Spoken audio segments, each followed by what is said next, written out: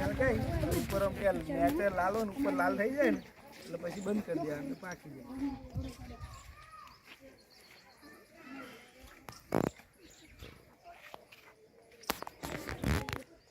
પૂછો જે પ્રશ્ન પૂછો એમને પૂછો. આમ આટલો આના ઉપર જ મૂકવાનું. નેચે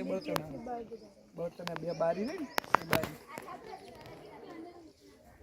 પ્રજાપતિ નહીં કોઈ છોકરી હે પ્રજાપતિ નહીં ને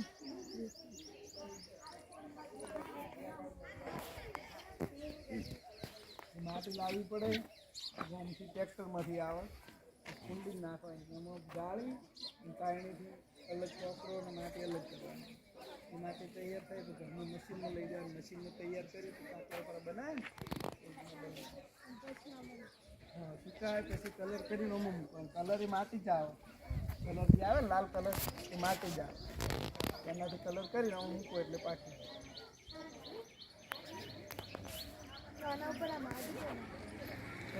એ તો વચ્ચે ઓટલી બનાવી મને આ પાઇપ મૂકવા માટે આ પાઇપ પૂરી ને નીચે મૂકવા માટે ઓટલી બનાવી હોય એટલે પાઇપ ટકી રહે ને પડતી ના થાય એના માટે માટી નહીં આવે હા એટલે આ તો પાઇપો લોખંડ વગાડવાની પાઇપ આવે ને એ રીસે એટલે માટલામાં ચાલે 12 મહિના 2 વર્ષ સુધી કશું ના થાય પાઇપ ચોક ભવિષ્ય અંદાજ તૂટે બાકી ના તૂટે હા આ નવી લાવી યારી આ બધી નવી લાવી પહેલા મને લાલચમાં 20 રૂપિયા કિલો આલી અત્યારે 50 રૂપિયા કિલો થઈ નવો લાલચ આલી તમે એનો ઉપયોગ કરો સારું રહેશે હા પછી ઉપયોગ કરતા થઈ ગયા એટલે કિલો આલી હવે 50 રૂપિયા કિલો કરી નાખી પણ અમારે શું છે કે મારા બેન રહે ને એ કંપનીમાં ઓળખણ હે બરાબર મને 20 રૂપિયા કિલો જ પડી તો પછી લાઈન મને 5 રૂપિયા ભાડું ચડ્યું એટલે કયા ગામ છે આનું કારખાનું અમદાવાદ થી લાવો છો અમદાવાદ છે મોરબી છે બરાબર એટલે દૂરથી લાવવું પડે છે સામાન બધું મટીરીયલ અમુક મટીરીયલ જે પેલું રૂ રહ્યું ને એ છત્રાલ થી લાવવું પડે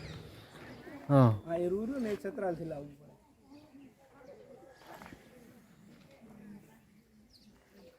એ રૂલી બે વર્ષ ચાલે